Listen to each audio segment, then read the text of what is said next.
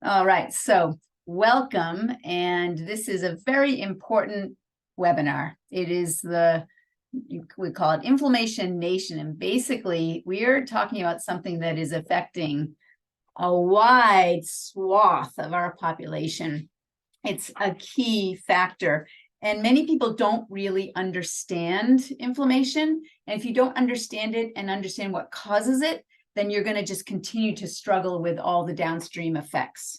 So this is one in a series of the body signal series that we do, one different topic each month. Next month, we're going to be covering neck pain. So if you know anybody that is struggling with neck pain, then make sure you get them on that webinar, because again, they may be looking for solutions and may not know that there are great solutions out there, that we've helped a lot of people with that.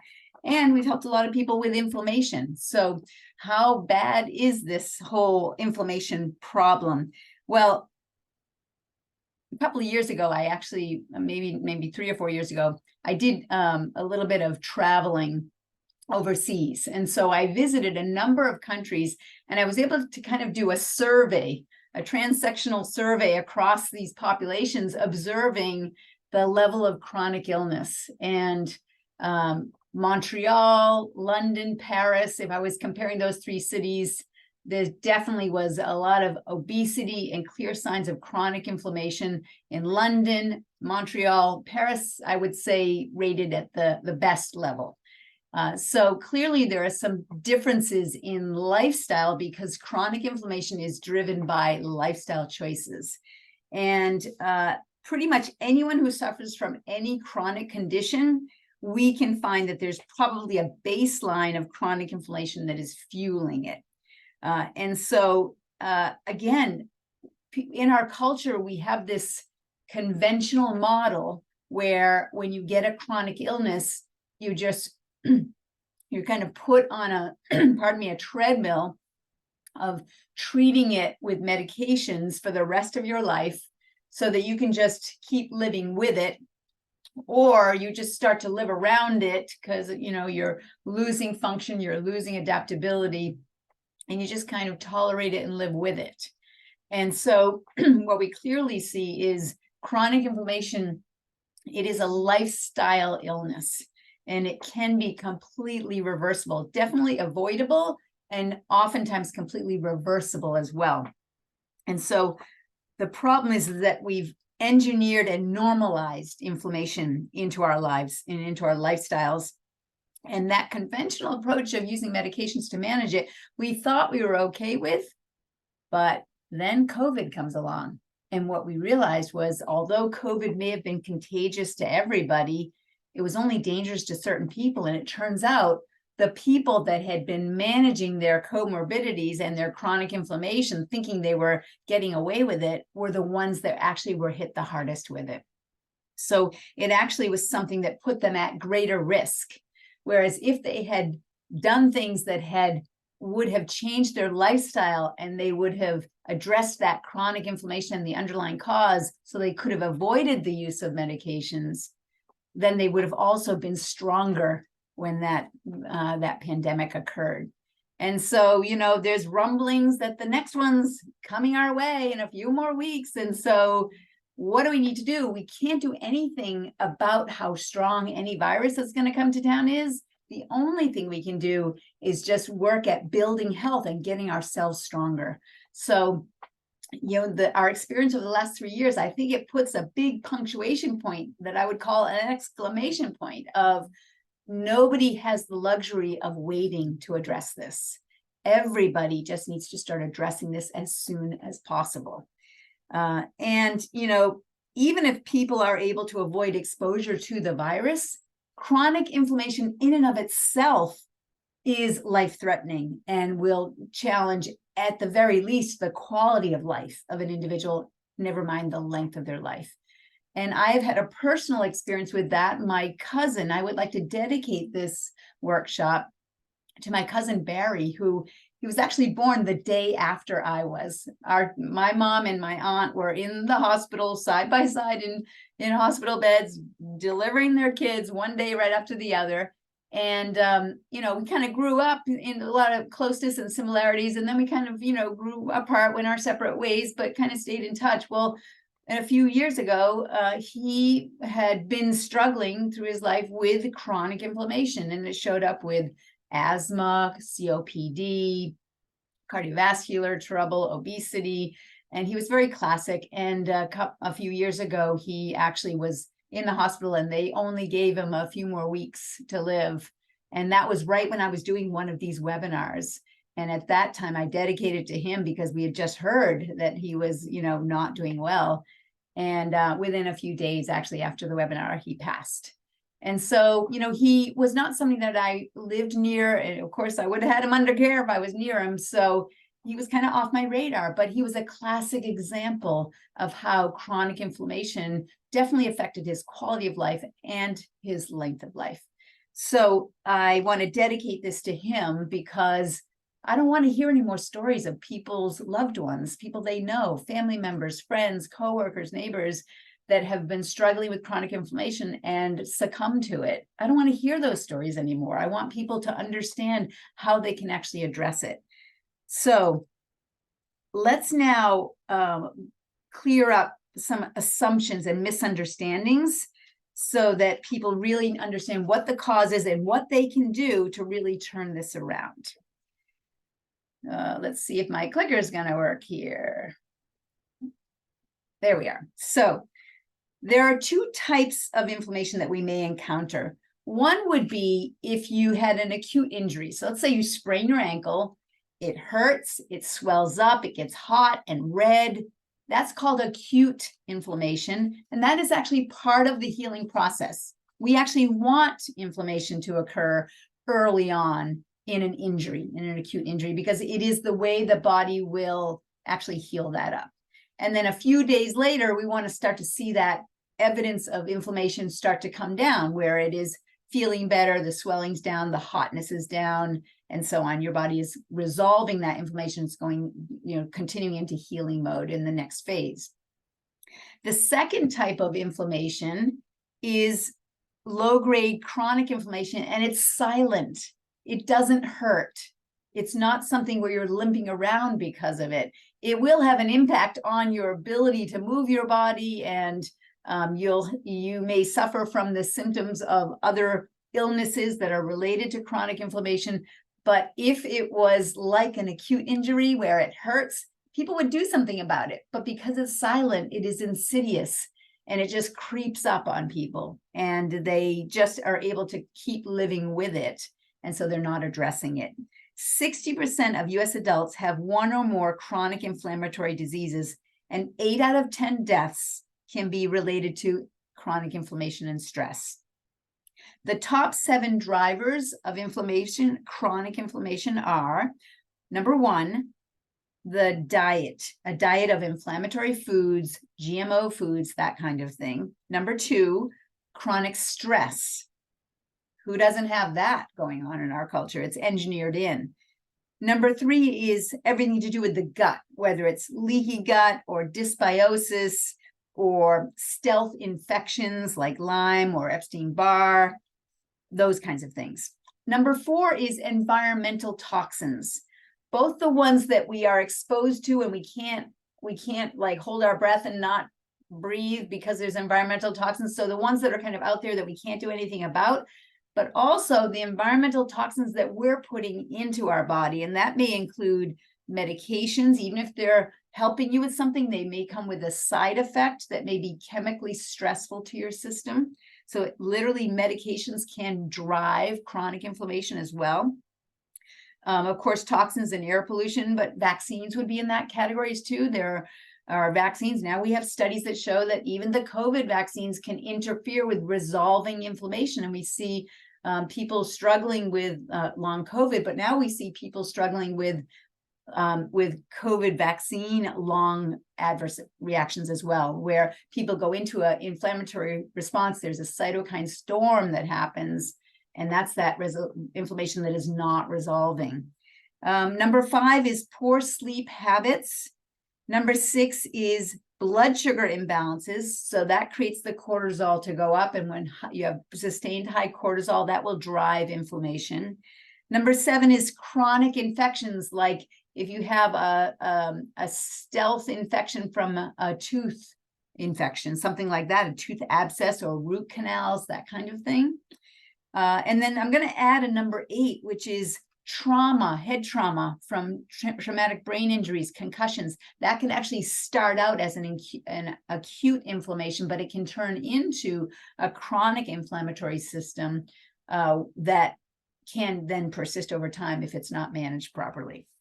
So those are the causes of chronic low-grade inflammation. Now let's take a look at, again, the differences. So again, 2 types of inflammation. The acute is actually painful. You know it's there. The insidious, painless, silent is the chronic inflammation, and it attacks the tissues on a cellular level. So when you think of spraining your ankle, that's like the muscles, the ligaments, the tissues are inflamed. But on chronic inflammation, it's right down to the cells that are inflamed. So when we think of inflammation, I want to clarify that we have a question that we ask in our basic workshop, which is the body smart or stupid? Is the body smart or stupid? And of course, the answer to that is, of course, the body is smart. And so I just want to recognize that when your body undergoes either type of inflammation, it's smart. It is an appropriate response to the situation that the body is in. So we're designed to survive and reproduce. And that's right down to the cellular level. Our cells will do whatever it takes to survive long enough to reproduce. And no matter what environment we subject our bodies to, it's still going to do everything it can to do that.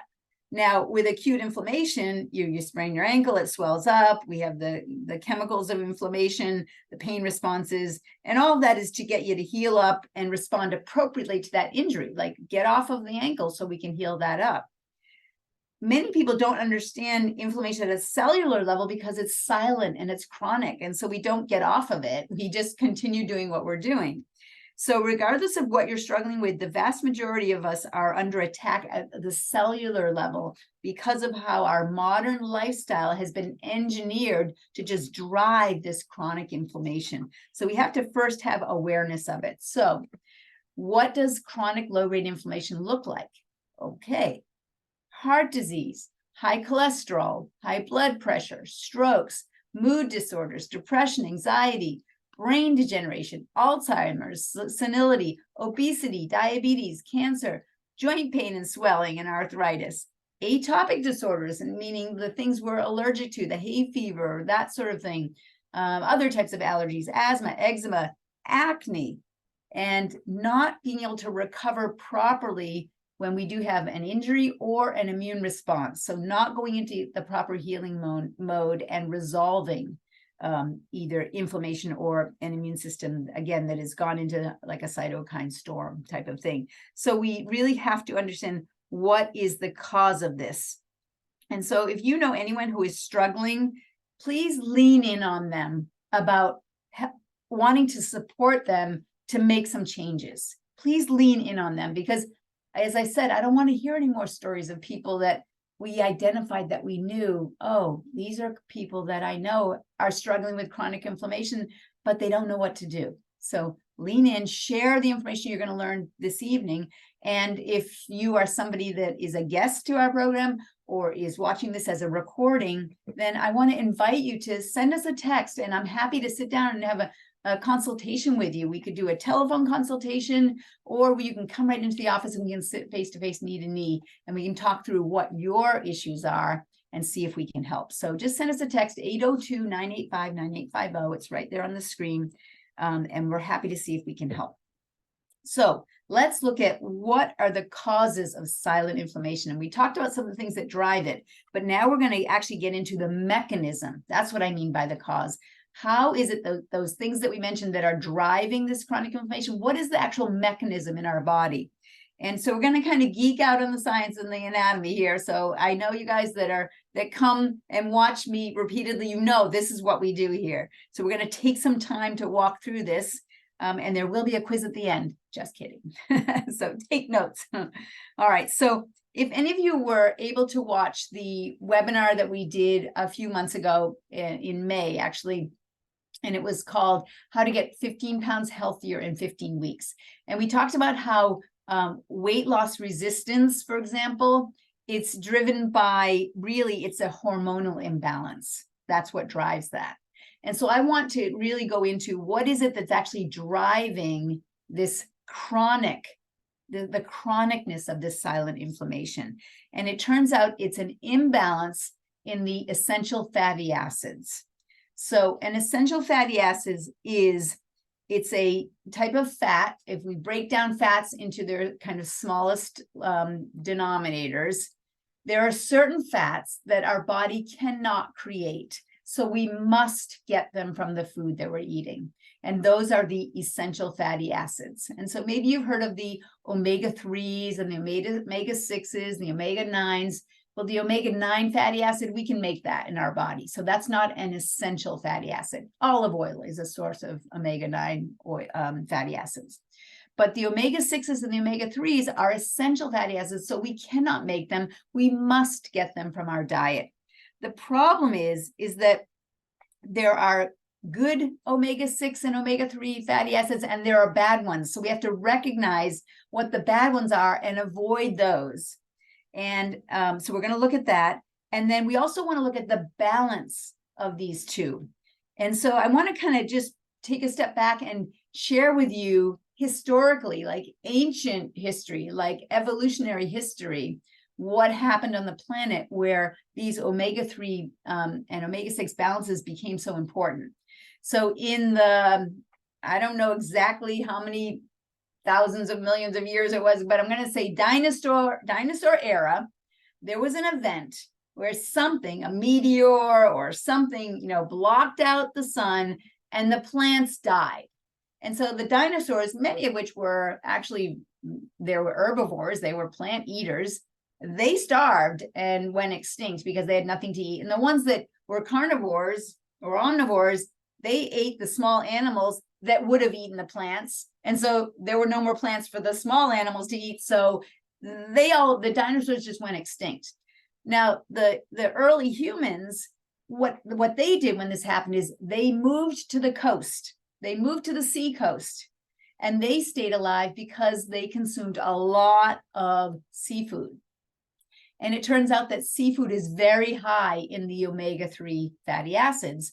And because we moved to the coast and we survived on that, our brains grew this prefrontal cortex, which is the smartest part of our brain. It's the part that is so creative that can learn to adapt anywhere. And it was because of that that we were then able to go to any climate, any environment on the planet and learn how to not just survive, but to thrive. We're the only species that actually was able to adapt to that level, to go anywhere and be able to survive because of our prefrontal cortex. And that just blossomed when we just flooded our systems with these omega-3s. So the importance of the omega-3s goes all the way back to our evolutionary history. And so it's really programmed into our genetics how important they are. So the ratio that we want to be seeing between the good fats and the bad fats are, the omega-6s and the omega-3s is we want to see not more than a 4-to-1 ratio. So 1-to-1, 2-to-1, that would have been kind of our ancestors. But 4-to-1 in our modern life is really what we're looking for. But the common numbers are 10-to-1, 30-to-1. So we have way too much omega-6 fatty acids in our diets, and it's throwing everything out of balance. And that is what's driving a lot of this chronic inflammation. Now, when we talk about the good fats and the bad fats, omega-6s are good fats as long as you get a healthy version of them. And so the difference between healthy and unhealthy, the unhealthy omega-6 are the industrialized oils like soybean oil, corn oil, safflower, sunflower, cottonseed, canola. These are the oils that they go rancid in the processing of them. And so they're already rancid when they go into the bottle, and they just actually, they deodorize them before they put the lid on so that you don't smell how bad they are. But when those rancid fats actually are consumed, they will go into the places in the body where they normally would go, except they're denatured and they're unhealthy versions. So they do not function the same way that a healthy version of that omega-6 or omega-3 would have functioned. So it's very important that whatever omega-6s we are getting in, not only do we have to have a good balance, but we have to have a healthy version of it. All right, so that's really important. All right, but we've had a massive increase of omega-6s, and we've had a drop off of the omega-3s over the last 200 years, and especially in the last 50 years. And that has shifted us into a pro-inflammatory state. And so, oh yeah, one other thing, one of the things that denatures healthy oils, some of them are too unstable and we can't cook them or it will denature them. And so I'm going to show you a list of the ones that are more delicate. And so anytime we process these oils, we run the risk of denaturing them. So we always want to look for, you know, the extra virgin olive oil ones that or the expeller pressed oils, because those are the ones that are not going to be denatured in their processing. All right. And so one other thing too that I want to mention is that when you have an undenatured, the right omega-6, then that's the healthy version. But if it's denatured, it will oxidize cholesterol, and that's called esterification. And cholesterol is important to transport the omega oils. So the cholesterol actually is needed to transport them. But when we have an imbalance and we flood the system with the omega-6s, we will actually increase the cholesterol because there's more and more that we have to transport.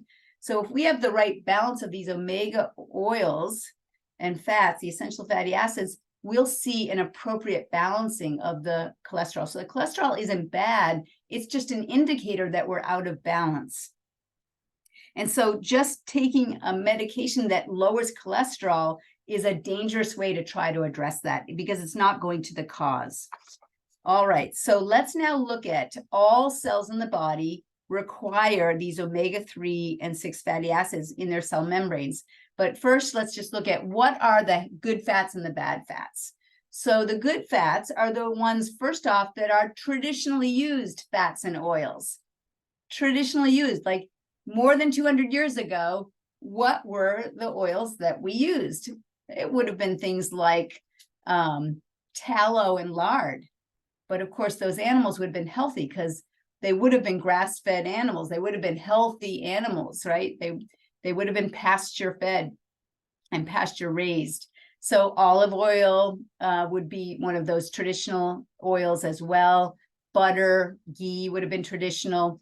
And now we can see some other healthy all-purpose oils that are not highly processed. They're not refined. We're going to include the avocado oil. Peanut oil actually would have been a very traditional oil. So that actually is a fairly safe oil, again, as long as it's not highly processed. The cocoa butter, the macadamia nut oil, coconut oil, almond oil, unrefined palm oil, and palm kernel oil. The ones that are good oils, but we have to be cautious with the heat, is the walnut oils, the flax oils, the sesame oils, walnuts, seeds, fatty fish, and the artisanal grapeseed oils.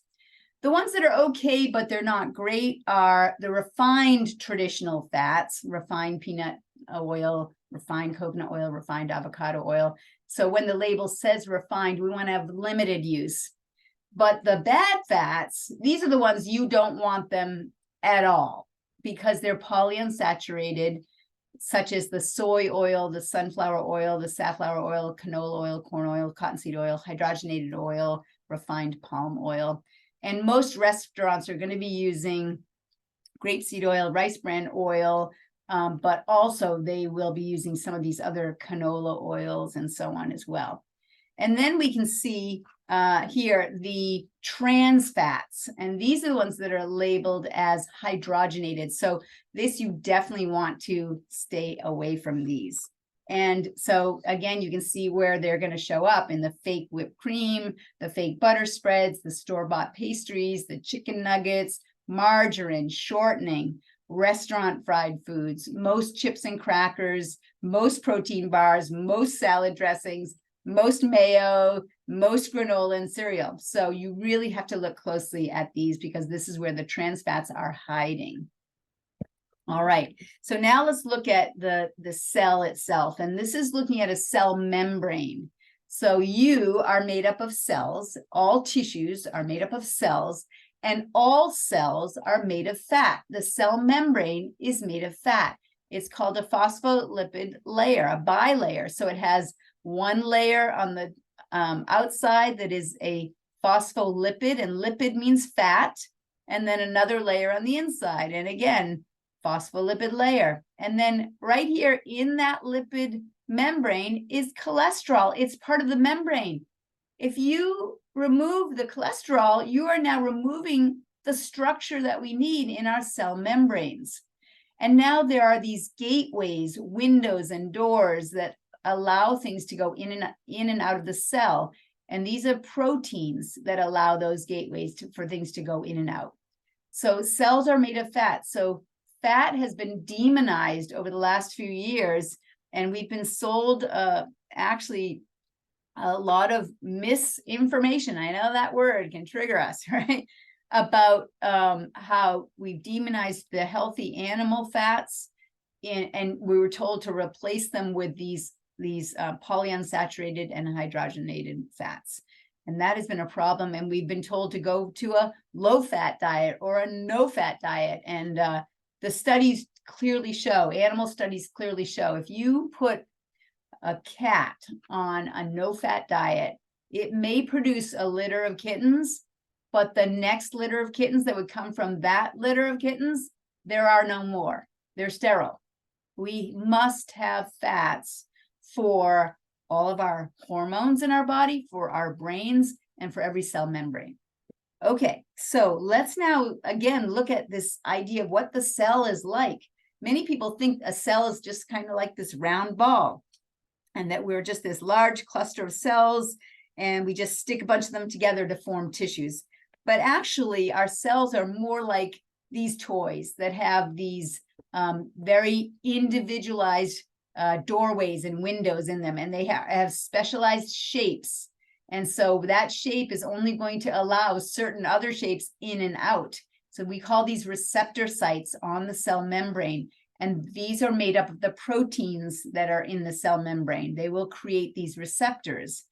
And although this is a very hard surfaced ball toy that has a structure to it, and that structure is never going to change, our cell membranes have a combination of structure and fluidity. And the fluidity allows those receptor sites to morph and to change. And when those cell membranes need to have a certain message coming in, they'll open up that receptor so it matches a certain signal, like vitamin D or a hormone receptor, and it's looking for a message from that, and it finds the message, and that will trigger the cell to do something. And once that sends the message back out again, now that receptor is going to morph, so it's now ready for something else. So we have to have both structure and fluidity in our cell membranes. And so the omega-3 and the omega-6 oils are different in their character. The omega-6 oils are they're firm and solid at room temperature. The omega-3 oils are liquid or fluid at room temperature. And so we need both. So if we have too many omega-6 oils, everything gets structured and hard and rigid, and we don't have the fluidity that we need to then have the responsiveness in the cell membranes to be able to morph and change in the moment for what we need. And so if those receptor sites don't have that adaptability and fluidity, we start to see hormone resistance happening, where the hormones can't get in because they can't find their receptor sites. And so whether that's a thyroid hormone resistance, where we now are hypothyroid because we got lots of the thyroid hormone, but it can't get in, or whether it's an insulin resistance, right? We've heard those names before. This is one of the things that's happening. Now, so we want to have a balance. We need to have both the omega-6s and the omega-3s in a healthy balance.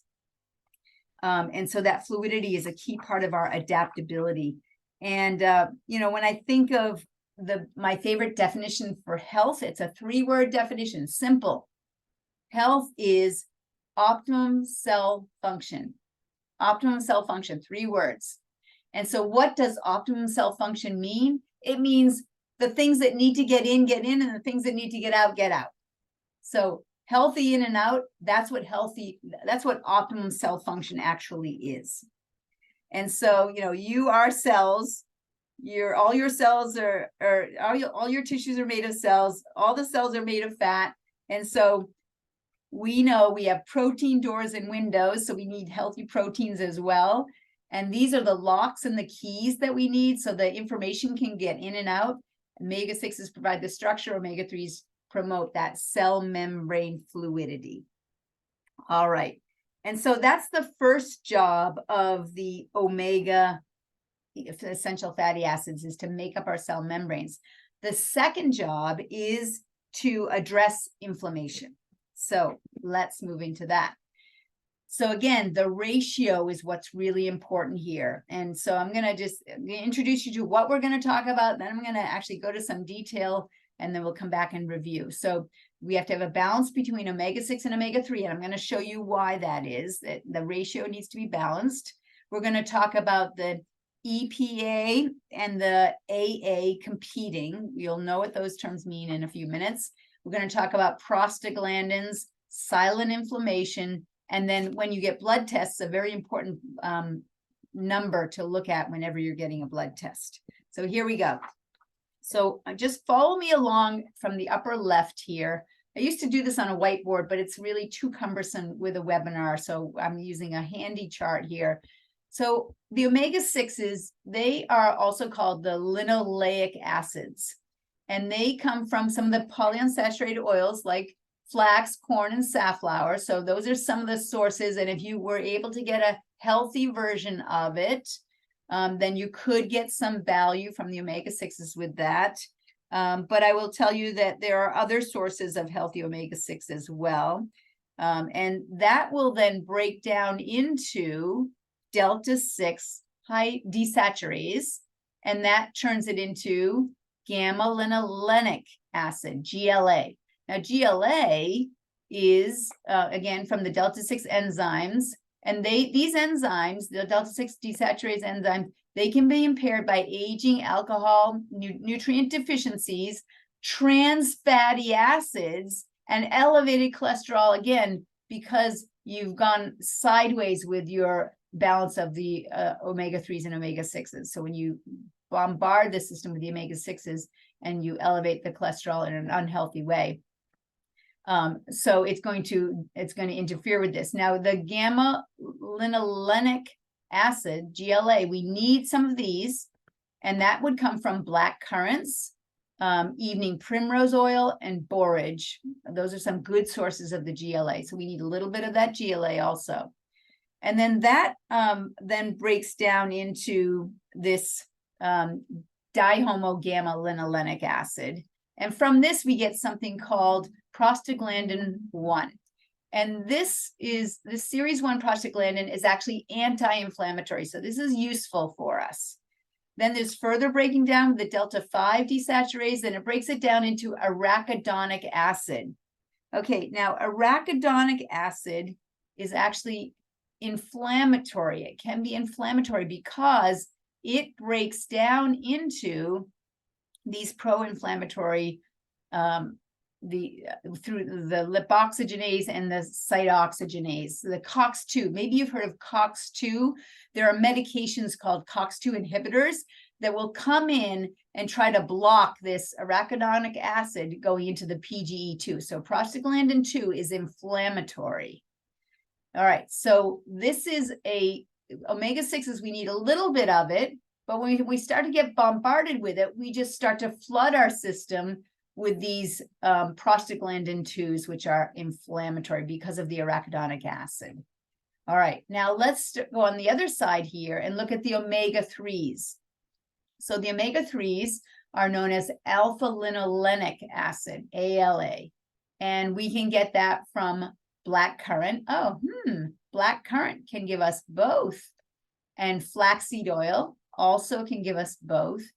However, to then break this down into further value, again, we have a delta 60 saturase, so that works on both of them.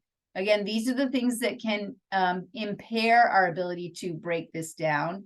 This gets broken down into a stearidonic acid, which then breaks down into icosapentaenoic acid, which then breaks down into, with delta 5 desaturase, we come down to important. This is what I want you to remember. The EPA and the DHA. So we have the EPA, the icosapentaenoic acid, and the DHA is the dicosahexaenoic acid. All right, just remember EPA and DHA. And these are found exactly in this form in fish oil and cod liver oil. So the studies actually show that many obese people have trouble breaking things down to get to the EPA and the DHA. And then they have trouble breaking things down further from here. So I also am concerned about vegans and vegetarians that are not taking any fish oil in, and they're trying to get their omega-3s just from plants. Only I think 15% of people can efficiently actually break the plant-sourced omega-3s down into usable forms. And it takes a lot of energy in the body to break it down into the usable forms.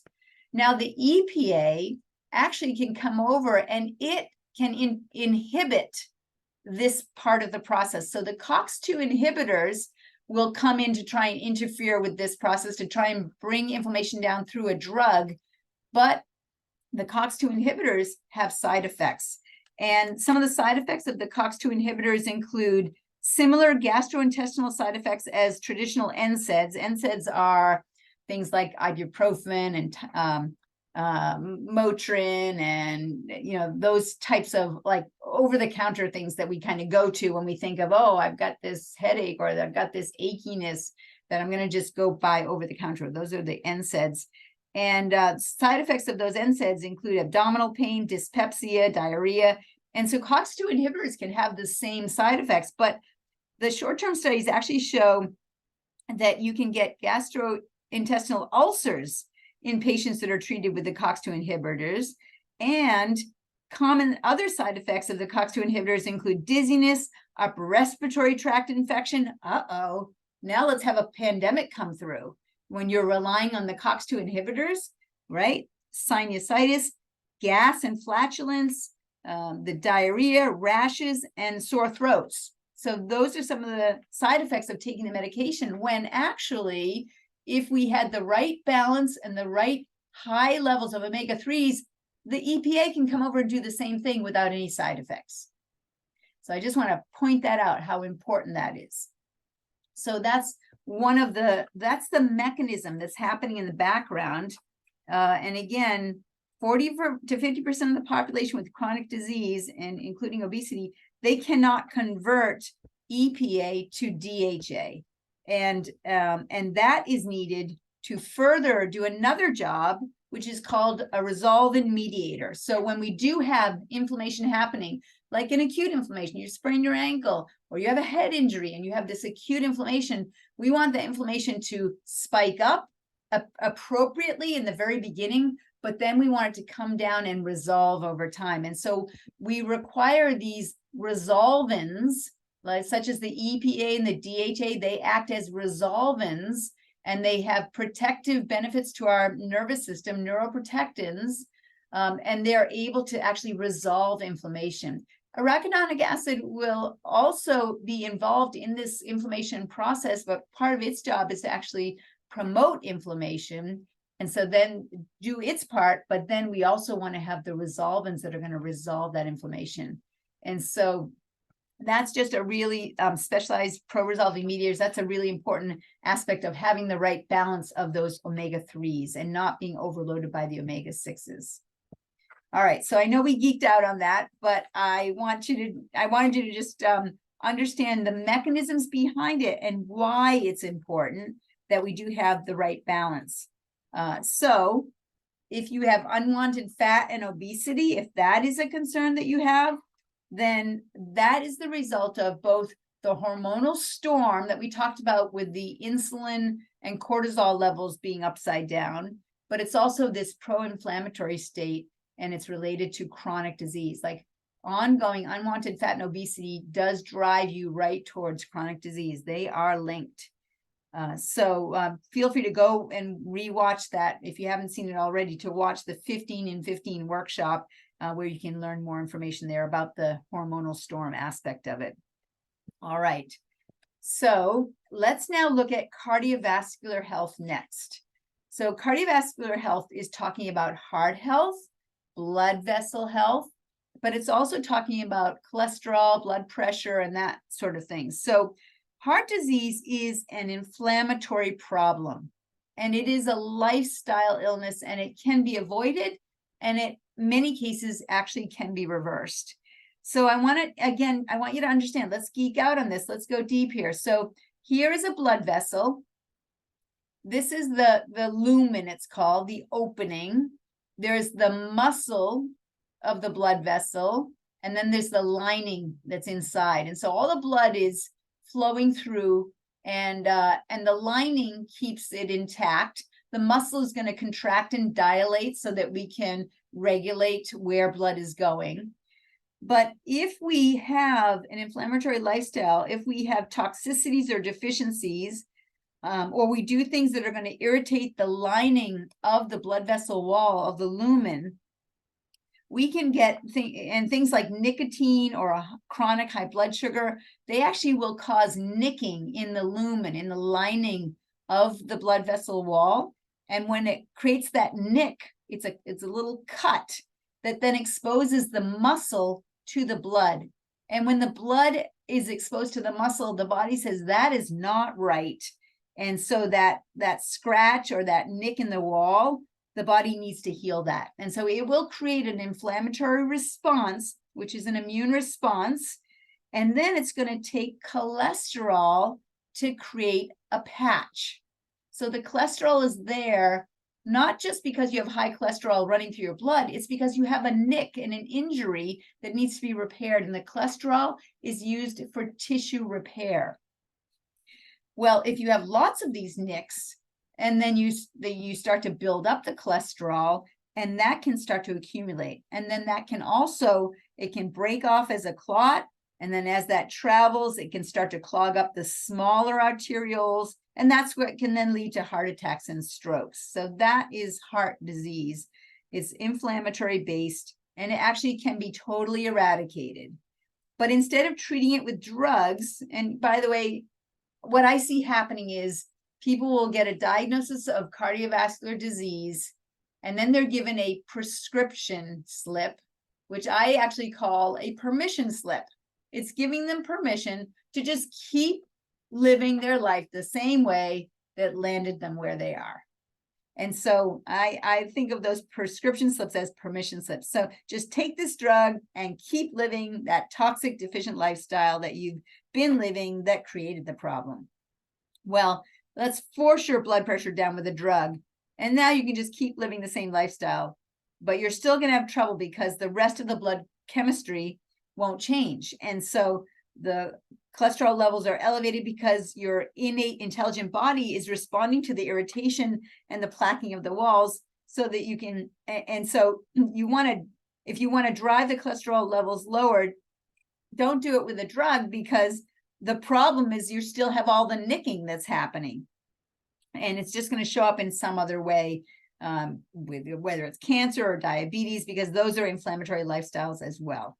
So if we're not treating, it's not about treating the lifestyle, it's about cleaning up the lifestyle. So I want you to think about it differently. Okay, so that's the cardiovascular health, but also it can affect joint health. We can have joint pain and swelling, arthritis, DJD. So, and there are actually two ends of the spectrum here, right? So there are the people with the shoulder injury, the elbow, the knee, the hip problems, you know, they kind of get these injuries and then they're not really going away. And then the next thing you know, a weather front comes through and they're the ones that actually know when it's coming through. It's like they suddenly have this superpower because they can feel it in their knees or they can feel it in their elbow, right? So they get this like superpower to be able to predict the weather. But actually what's happening is they've got arthritis, degenerative joint disease, DJD, or OA, osteoarthritis, or something that we lovingly call FAS, which is falling apart syndrome, right? That's what's happening. And the baby boomers have got it all, right?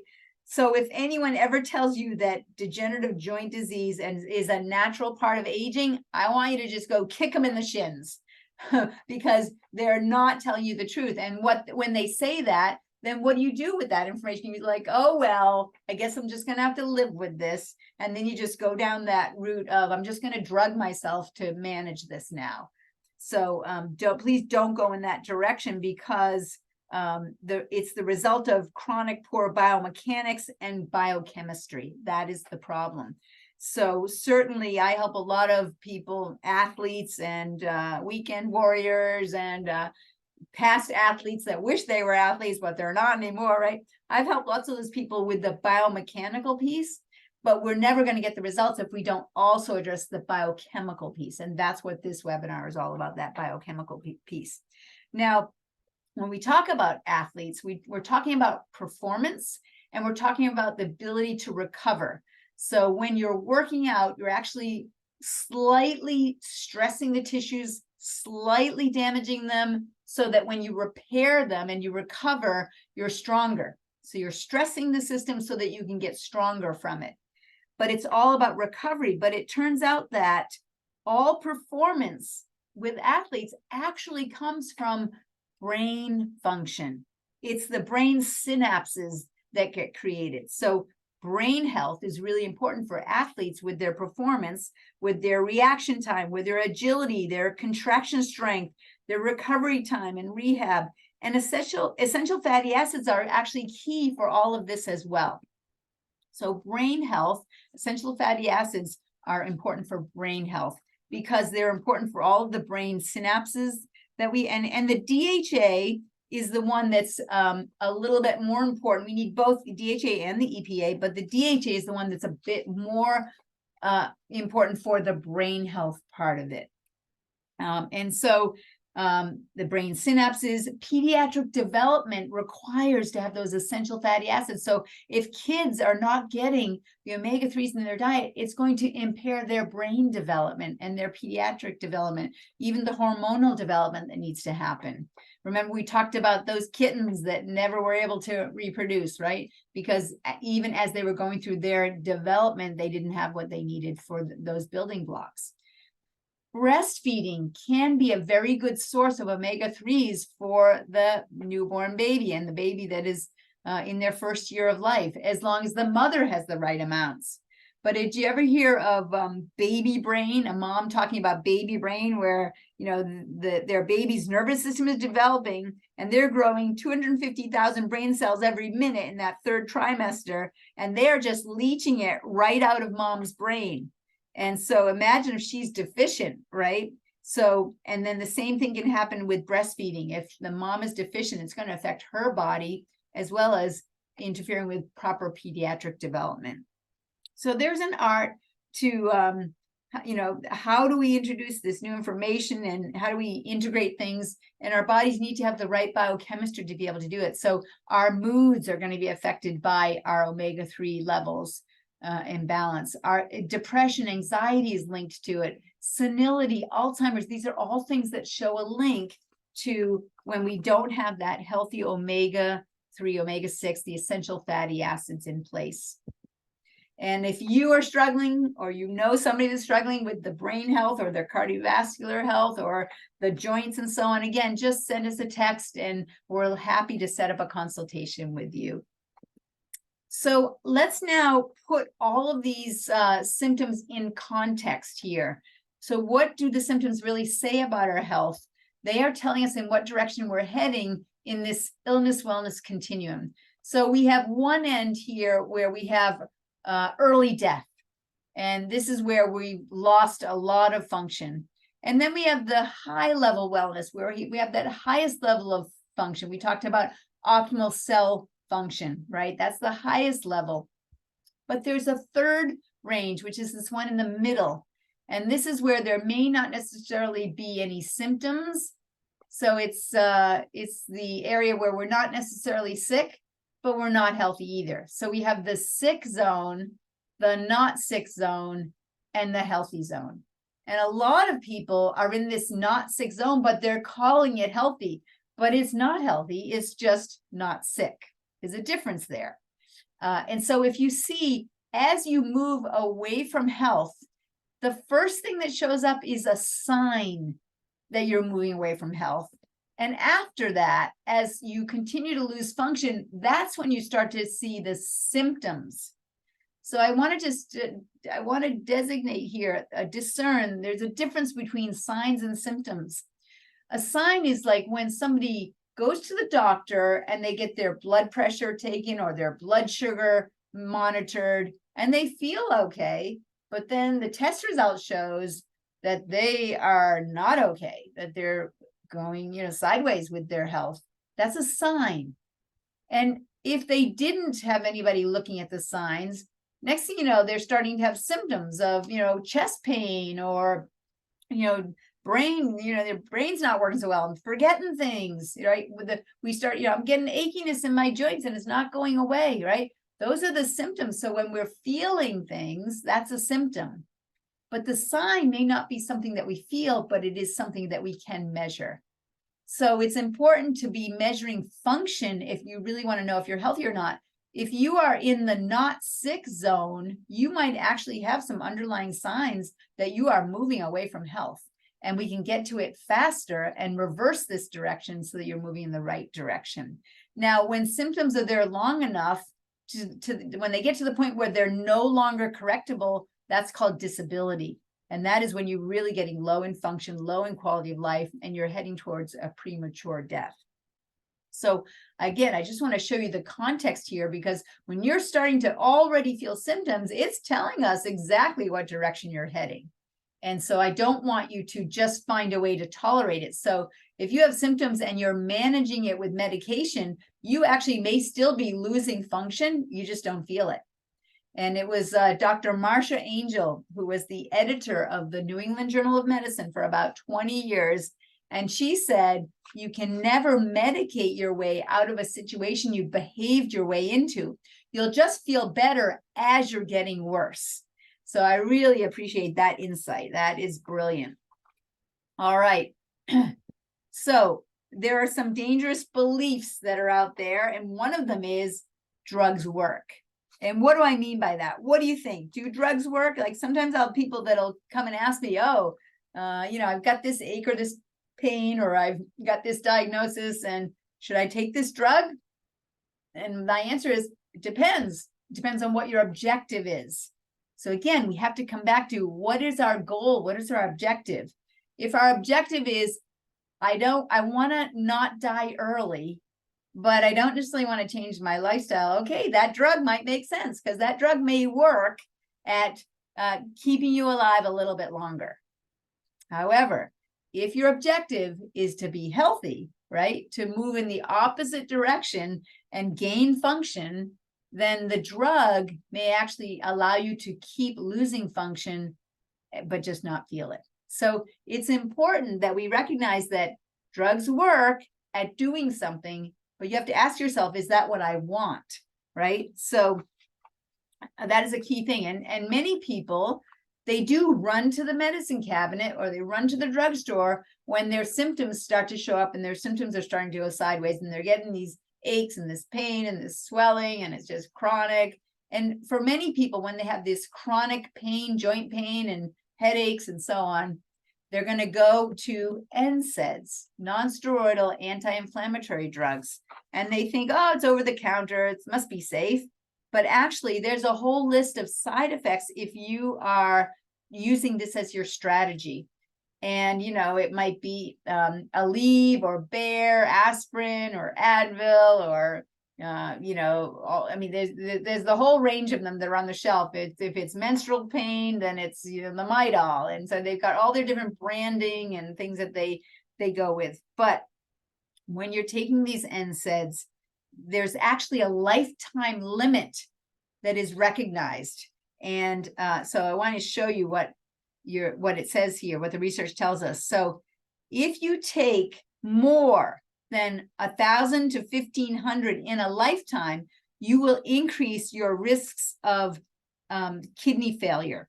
So if you take 1,000 in a lifetime, that's like 1 a day for a year, and then you continue that for 3 years, you've hit that 1,000 in a lifetime. And you're going to actually increase your risks of kidney failure. And if you have 5,000 in a lifetime, you've now you've increased it by 800%. And so some of the other side effects of the NSAIDs are stomach bleeds, heart attack, stroke, AFib. Has anybody noticed that there are a lot of people with AFib now, right? Like, I mean, 20 or 30 years ago, I hardly heard of anybody that had AFib. And now we've got AFib, machines in the library and in the airports, and right. And we just know people that, oh, I got AFib, right? Yeah, that is happening so much more often now. That's an epidemic, the AFib showing up.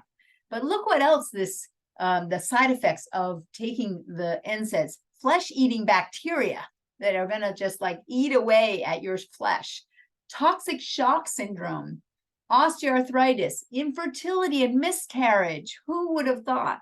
And what, young parents wouldn't want to know about that, right? Hearing loss, allergic reactions, liver problems, kidney failure, and even breast cancer. In fact, the Journal of the National Cancer Institute says that if you take daily aspirin for 5 years, you have an 80% higher likelihood of a certain type of breast cancer. And if you take Advil instead of aspirin, okay, you have a 50% higher chance, right? Okay, still 50% chance of getting this breast cancer. So really, please don't think it's, some people pop these things like candy, keep it in their desk drawer to get through the day, right? But please, there's got to be a better way here. And yet, people, we talked about, is the body smart or stupid, right? And yet people are looking for drugs to correct the problem, where those drugs are just masking the symptoms of the problem. And then you still have the problem. And then the problem gets worse over time until the drugs don't work. And then you get stronger and more dangerous drugs. And then they have side effects. And now you have new problems. So I love this one right here. I take aspirin for the headache caused by the Zyrtec, that I take for the hay fever, that I got from the Relenza, for the uneasy stomach, from the Ritalin, that I take for the short attention span, that's caused by the Scopoderm teas, that I take for the motion sickness, that I got from the Lomotil, that I take for the diarrhea that was caused by the Xenical, and the uncontrolled weight gain from the Paxil, that I take for the anxiety, from the Zocor, that I take for my high cholesterol, because exercise, a good diet, and regular chiropractic care are just too much trouble, right? Talk about smart or stupid, right? Okay, you know where I stand on that. Like, just stop the madness. Let's just get everybody adjusted, and let's get everybody with a healthier lifestyle. All right, so do you need an oil change, right? What kind of oils are you eating and consuming in your body? Let's take a look at that. So Americans consume way too much of the omega-6s. And so in the typical diet, we've got 90% omega-6 and 10% omega-3. In the good diet, ideally, we're going to have 50-50, but even if we have as much as 4-to-1, that's actually still going to be better than this range that we're seeing here of 9-to-1. So that's inflammatory, and then the balance is anti-inflammatory. And so if you are experiencing more pain, you want to ask yourself, where is this inflammation getting in? And it may be getting in through the diet, that things are out of balance. And then you start to feel like, oh, there's less pain here. Well, what are you doing that is more anti-inflammatory? Have you changed your diet style? Have you changed your sleep style? Have you changed your movement style? Have you changed your thinking style, your thought life, right? Those are all things that we can be doing that can decrease inflammation. All right, and so now let's look at, again, the comparisons. The bad omega-6 fatty acids are, of course, omega-6 are essential fatty acids.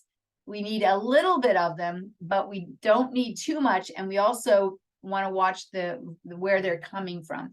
So the bad ones are going to be coming from the grains like corn, the grain-fed animal proteins. So we might have a grass-fed meat that's going to be high in the omega-3s, but if you take that cow and feed it the grains are high in omega-6.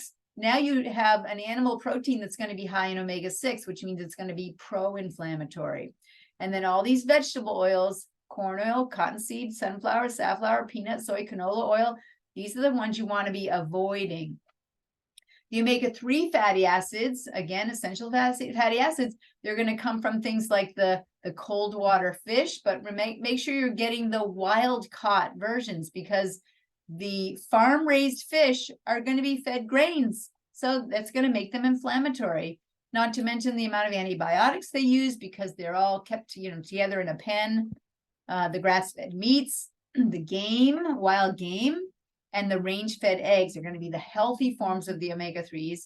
And then flax, hemp, and walnuts, again, are healthy sources of the omega-3s. But remember, these need to be broken down, and it takes a lot of energy to get them to the EPA DHA version that is actually what we need for the anti-inflammatory benefits.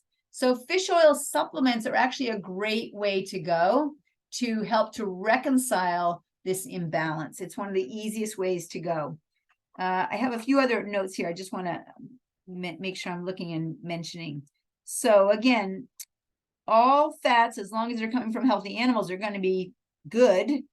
We want to get organic and organically processed ones. But we have to just watch out that one of the other things that can be dangerous in some of these vegetable oils is they actually may be sprayed with glyphosate, which is Roundup. And that actually will cause leaky gut, which is going to promote more inflammation in the body. So that's another thing to take into account with these seed oils. They also, again, as I said, when they're processed, they become rancid very easily. And then they use solvents to cover the rancid smell, and all of that is toxic to our system. So also recognize that the corn is also going to come in the form of high fructose corn syrup, right? That's another source of the unhealthy omega-6 fatty acids coming in through sugars. And so again, all of our ancestors were eating the animals that were all grass-fed and range-fed, and they had the optimal balance of the omegas. So when was the last time you saw a wild cow? We see the wild deer out there, and that's that game, but we don't see wild cows just in their natural environment. So we have to actually be very selective and make sure that we are purchasing that meat from farms that we know are raising their animals in a healthy way. My daughter, when she was younger, we used to describe our diet as the nicetarian diet, meaning we only ate food that was treated nicely. So nicetarians. All right. Heather, so, yeah. I got a quick question. Can I? Yes, please. Should I wait for later on, or is this? No, go ahead and jump in. Just really quick. For the omega-3s, how many of these are you recommending for a week, or how much fish, or how much fish oil supplements a day, or am I jumping ahead? No, but you're asking a question that actually has an individual answer, because it depends. So if your diet has a lot of the bad and the overload of the omega-6s, we're going to have to pump it up with the omega-3s. If your diet is actually fairly close to balanced, you'll probably need very little. Now, if you are in a state of inflammation, or if you are like an athlete that's pushing it a lot, I would look for the fish oils in around the 3,500 milligram range per day. And so the average supplement might have 1,500, 1,000, 1,500, something like that. So you have to look at the supplement, make sure it's a healthy version of that supplement. We're going to talk about that in a minute. And then just count up the number that you need based on that. Thank you. It's a fair question. Yeah.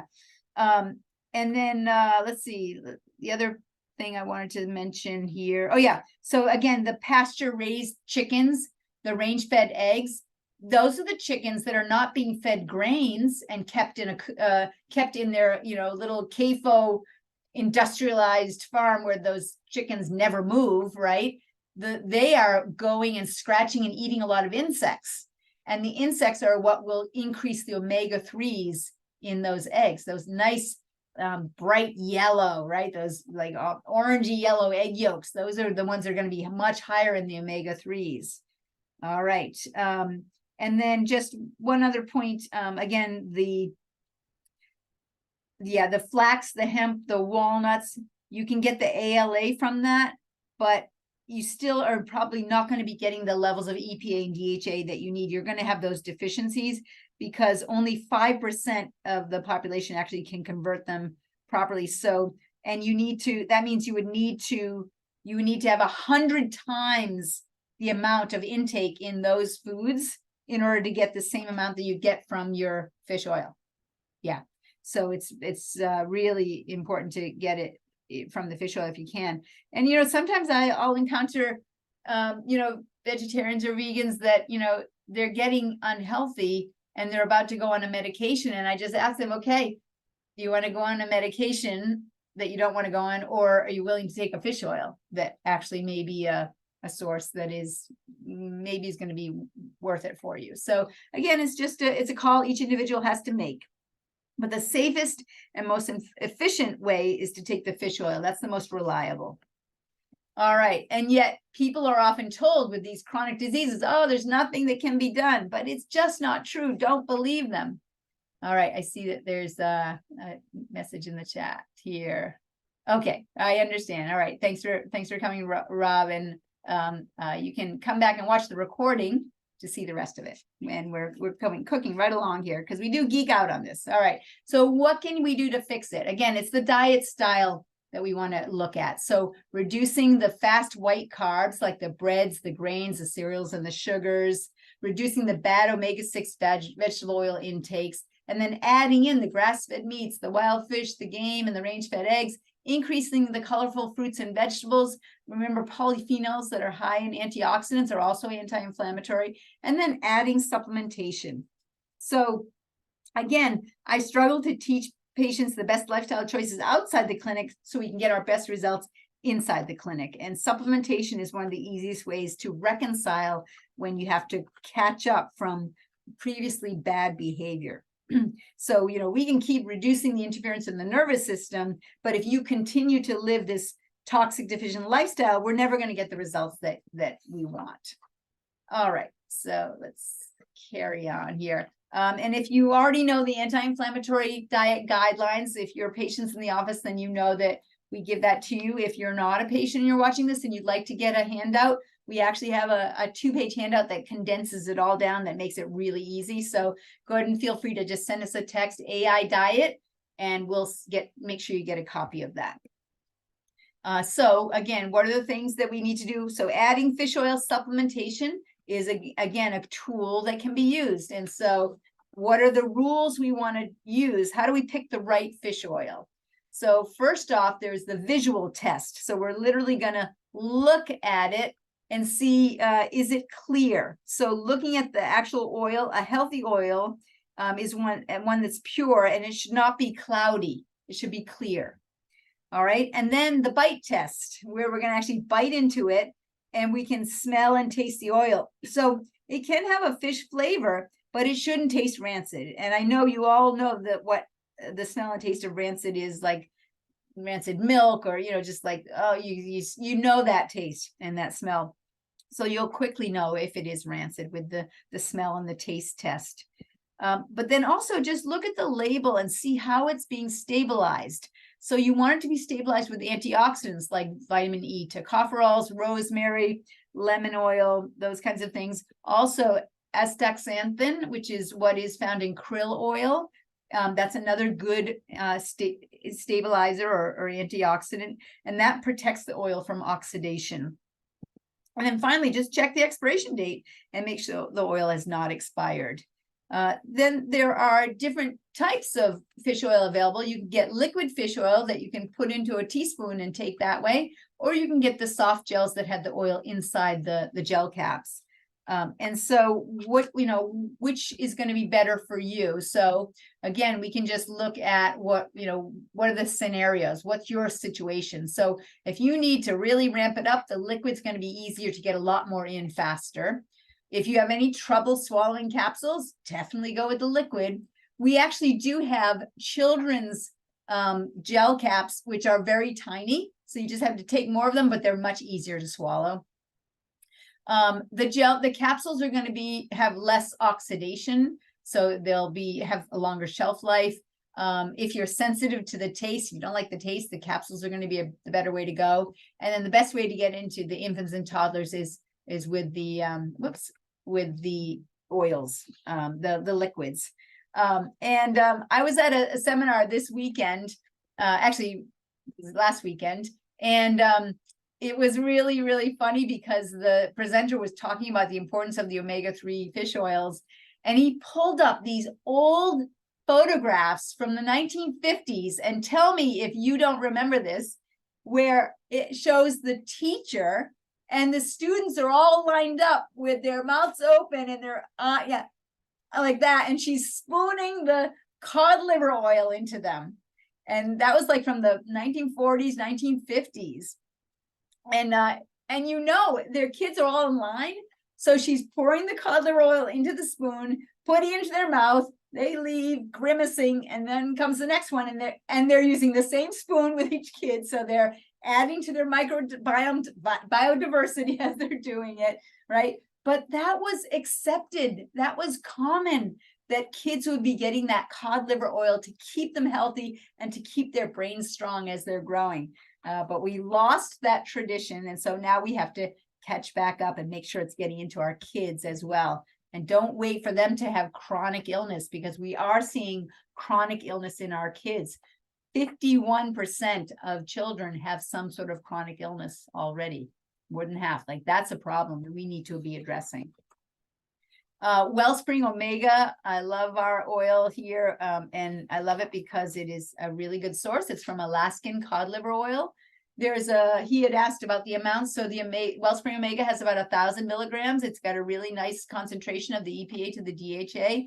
It also has the vitamin A and vitamin D sources in it.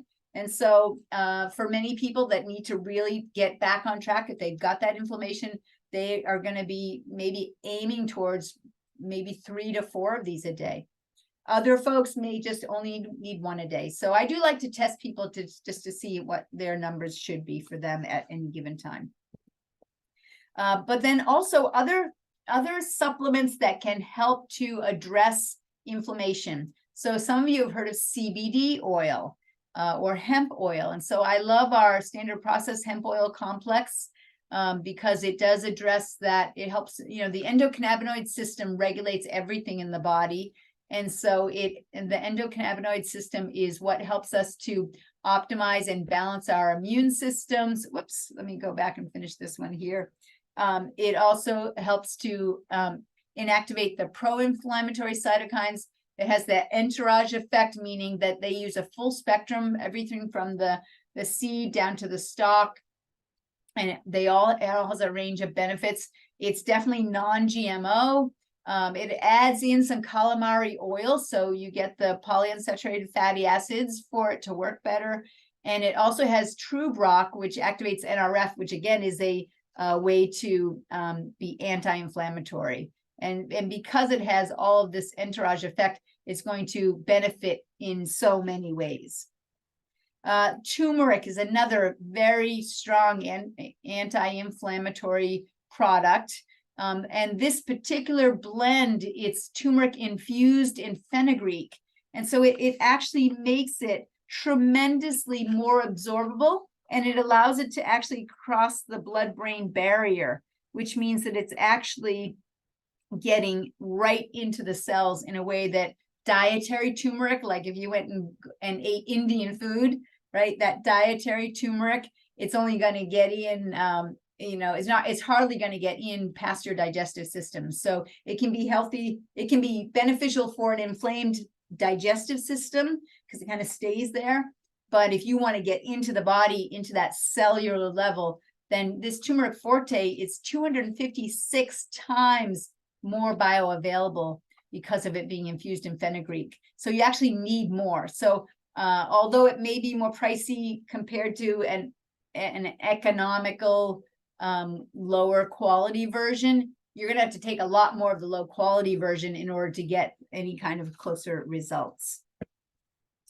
Let's see, and there's a couple other things too. Again, the turmeric is really good for the brain.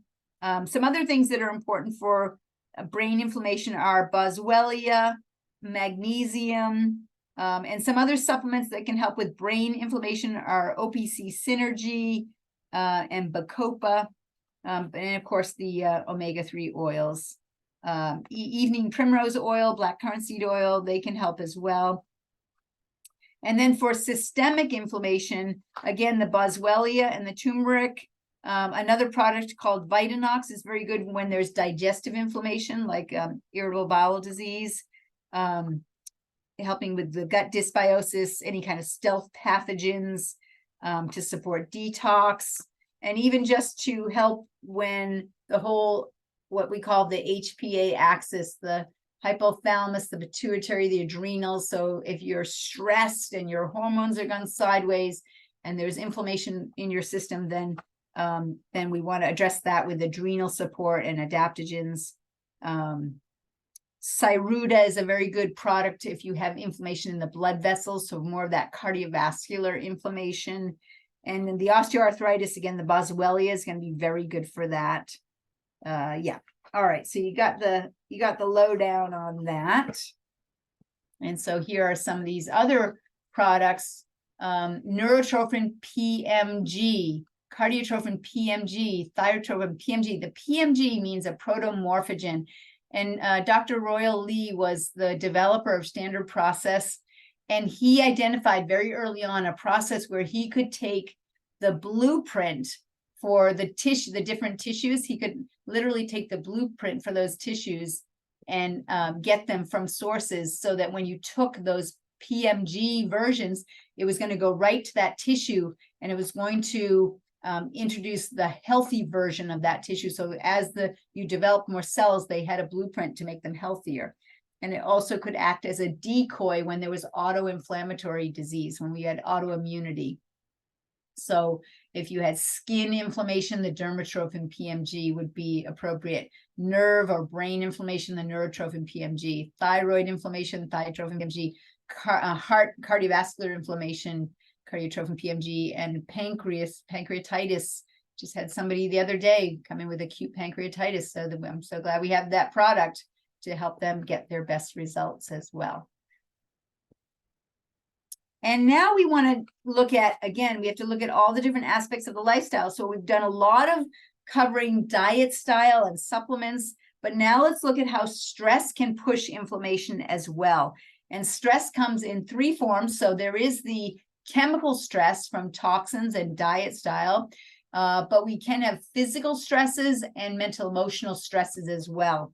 And so this is a study that showed that the role of the neurons, the nerve fibers that come out of C1 at the very top of the spine actually has an anti-inflammatory reflex. And it helps to mediate between the afferents and the efferents. That's the information that's going up to the brain and the information that's coming out of the brain. And if you have a clear nerve supply up at C1, you're going to have a more appropriate anti-inflammatory response. And if you have nerve interference or subluxation up at C1, it's actually going to push inflammation in the body. It's going to push you into sympatho-excitation. It means that you're going to be in stress mode more if you have subluxations at the very top of the spine, right? And so that is so important, because all the information coming from the brain has to come right through that C1 area to get out to the rest of the body. The C1 neurons are involved in an anti-inflammatory response. So important.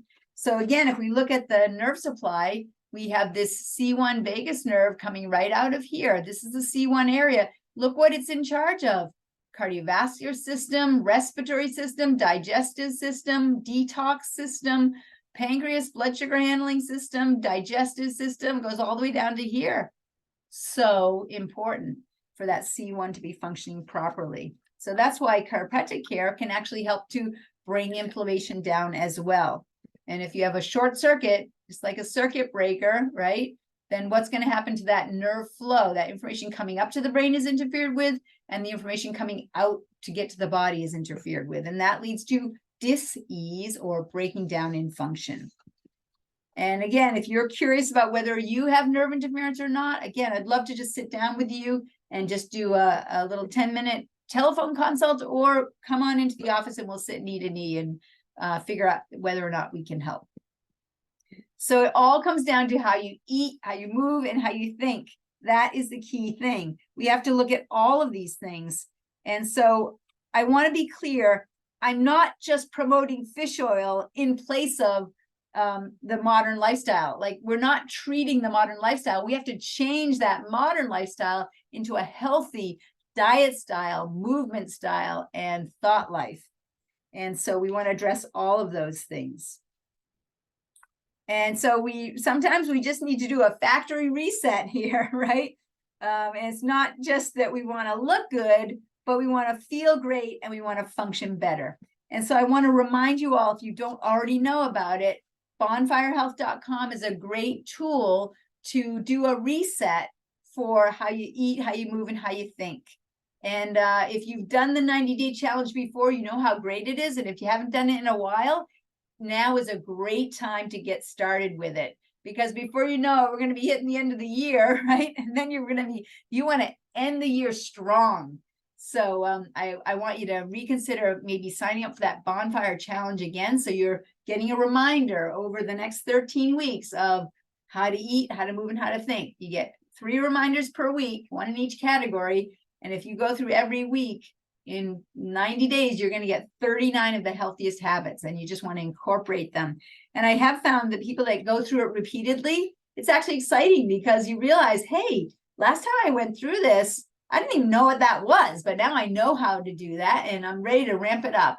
And other things, you'll see that habit, and you're like, yep, already doing that. So I do encourage you to use it. Remember, it is no charge to you, but don't undervalue it because it has no charge. I'm a bonfire doctor, the only one in Vermont. So I get to introduce it to you, and I want you to use it, and I want you to share it. So you just go to bonfirehealth.com.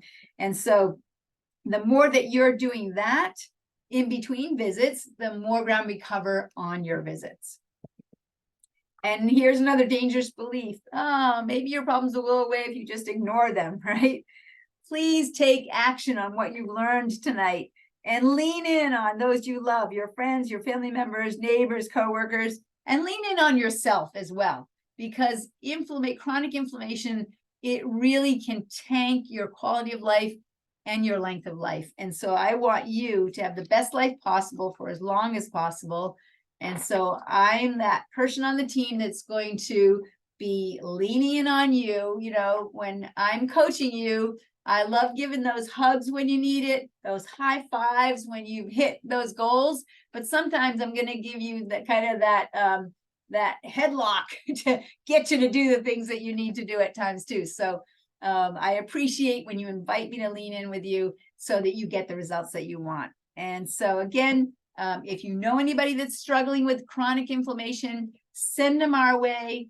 And again, think about what your action steps are. We have the neck workshop coming up next month at the end of the month. We have our immune workshop that's on our website. So maybe that's really high priority. You know, if there is another variant coming our way in the next, by the end of the month, it's some of the rumblings I heard, then let's just all get stronger, because remember, it might be contagious to everybody, but it's only going to be dangerous to certain people. And it's the people that have this chronic inflammation. So we just want to be addressing that, getting stronger. Let's build up the host so that we can just knock off any badass virus that comes to town. We don't have to be afraid of it. Chiropractic makes you stronger, and the chiropractic lifestyle makes you stronger. And then there is a anti-inflammatory test that we have in the office that can measure your omega-3 balance. So if you're interested in getting, it's a finger prick that you do, and you send it in, and then we can literally tell you exactly what your EPA and arachidonic balance is. We can tell you exactly what we're going to recommend for you based on where you are right now. And then if we redo it in 4 months, this test actually tells us, what have you been doing for the last 3 months? It actually is beautiful, because it tells you not just today, what did you eat, but for the last 3 months, what have you been eating, and what's your lifestyle been like? So I love that test. So let me know if you need that. And remember to just, go back to that anti-inflammatory diet. And so again, just send us a consult if you are new to us, we'd love to help. So that is everything. I'm going to ask if there's any questions before we close up. And I want to thank you all for your attention. And of course, if you don't know the question now, you can always send us a text or an email, and we can answer it for you that way too. All right, so thank you so much, everybody. I'm going to stop our share here, and I don't see anything in the chat either. So I wish you a wonderful evening and take your action steps. All right, everybody, have a great evening. Bye-bye.